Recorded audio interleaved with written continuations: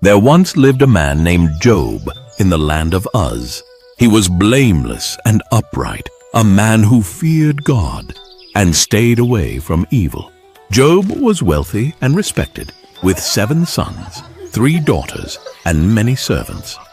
He owned thousands of animals, 7,000 sheep, 3,000 camels, 500 oxen, and 500 donkeys. He was considered the greatest man among all the people of the East. One day, the angels came to present themselves before God, and Satan also came with them. "Where have you come from?" asked the Lord. Satan answered, "From roaming throughout the earth, going back and forth on it." God continued, "Have you considered my servant Job? There is no one like him, blameless and upright, fearing God and shunning evil." Satan replied, "Does Job fear God for nothing? You've put a hedge around him and blessed him. But stretch out your hand and strike everything he has, and he will surely curse you to your face." God said, "Very well, everything he has is in your power, but do not lay a finger on the man himself." One ordinary day, Job was at home when messengers began to arrive, one after another, each bearing more horrifying news than the last. The first messenger came running, breathless and terrified. He said, "The oxen were plowing and the donkeys were grazing nearby when servants attacked and made off with them. They put the servants to the sword, and I am the only one who has escaped to tell you." Before the first servant even finished speaking, a second burst through the door with even more shocking news. "The fire of God fell from the heavens and burned up the sheep and the servants, and I am the only one who has escaped to tell you." Again, as the second messenger finished, a third ran in with more grim news. "The Chaldeans formed 3 raiding parties, swept down on your camels, and made off with them. They put the servants to the sword, and I am the only one who has escaped to tell you." While the third messenger was still speaking, a fourth rushed in with grief and horror.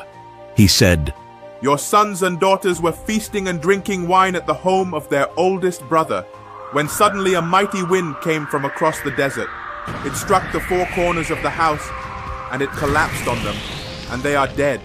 I am the only one who has escaped to tell you." In a matter of moments, Job's world was stripped bare, his wealth destroyed, his household shattered, and his beloved children lost. Job stood up, tore his robe in mourning, and shaved his head as a sign of grief.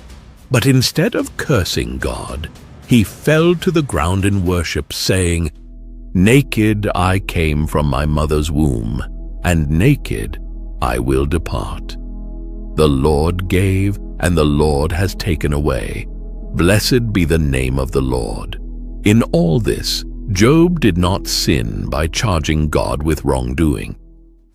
Sometime after, again, Satan appeared before God. Just as before, God initiated the conversation with Satan. "Where have you come from?" And Satan answered in the same way.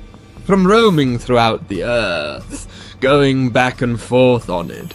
Then the Lord said to Satan, "Have you considered my servant Job? There is no one on earth like him, blameless and upright, a man who fears God and shuns evil, and he still maintains his integrity, though you incited me against him to ruin him without any reason." But Satan was not done. He responded with a cold and cynical challenge. "Skin for skin. A man will give all he has for his own life. But now stretch out your hand and strike his flesh and bones, and he will surely curse you to your face."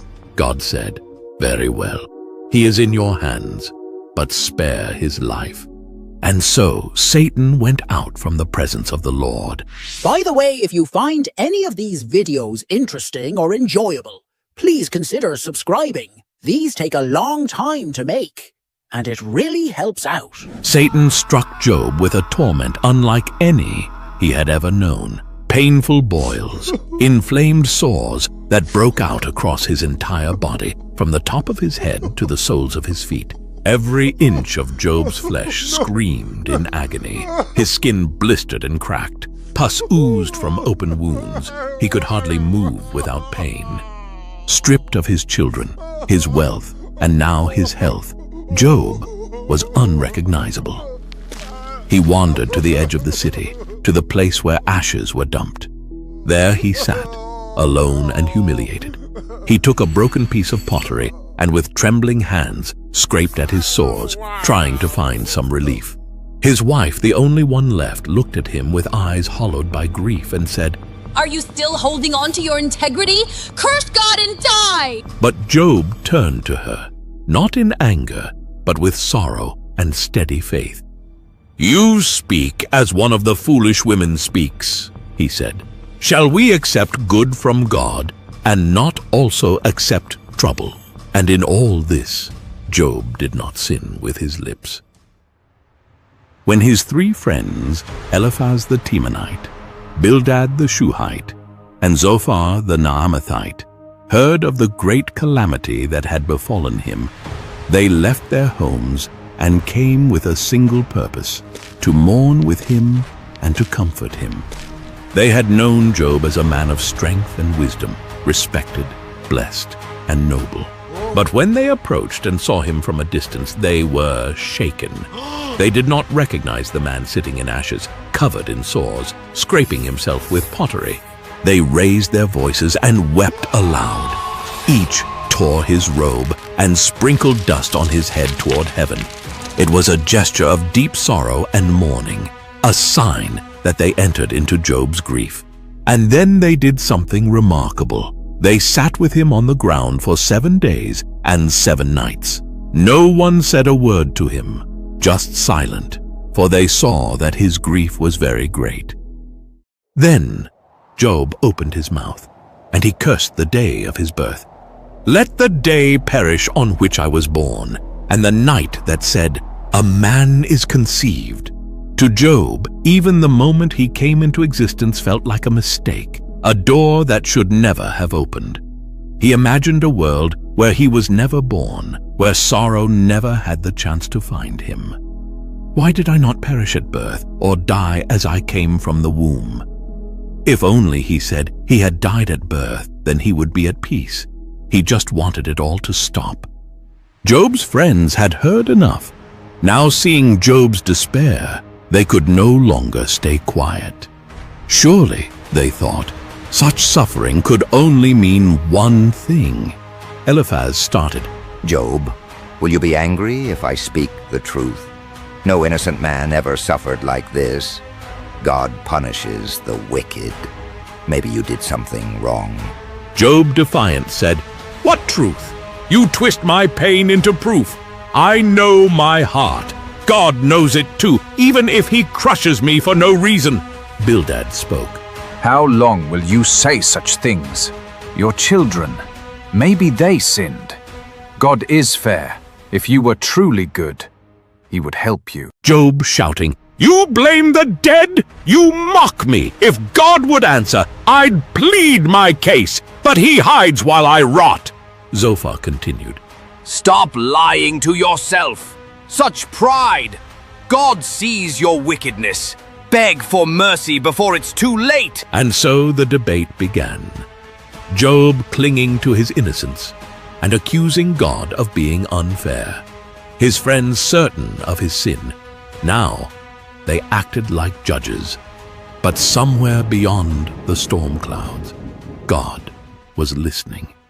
Then, after all the silence, after Job's cries, after the long speeches from his friends, the Almighty himself spoke, and from the storm the Lord answered Job. "Who is this that speaks without knowledge? Get ready like a man.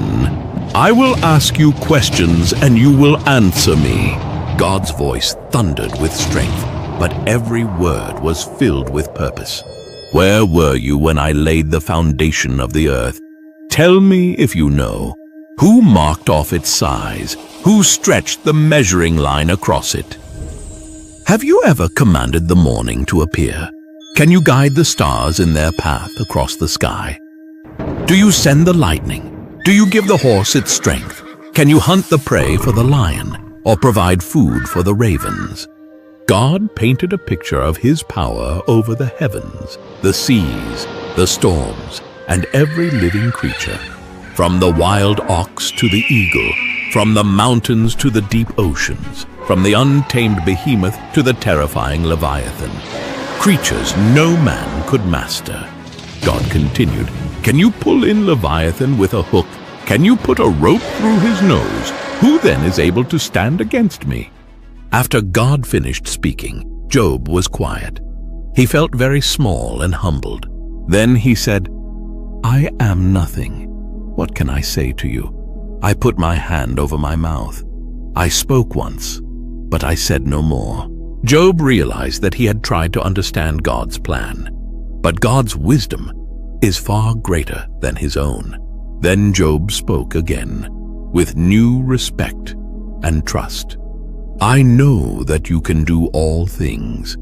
No plan of yours can be stopped." You asked, "Who is this that hides knowledge without understanding?" I say, I am that person.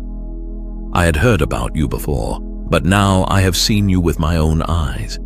I take back what I said, and I am sorry for what I said in my pain. Job humbled himself before God. He trusted God's power and wisdom even when he didn't understand his suffering. The Lord told Eliphaz, one of Job's friends, "You and your 2 friends have not spoken the truth about me like my servant Job has. Offer a burnt offering for yourselves, and my servant Job will pray for you." They did as the Lord commanded, and when Job prayed for his friends, God was pleased. God restored Job's fortunes, giving him twice as much as before: 14,000 sheep, 6,000 camels, 1,000 oxen, 1,000 donkeys, and again 7 sons and 3 daughters. Job lived another 140 years, seeing his children and grandchildren to the 4th generation. At the end, Job died an old man, full of years.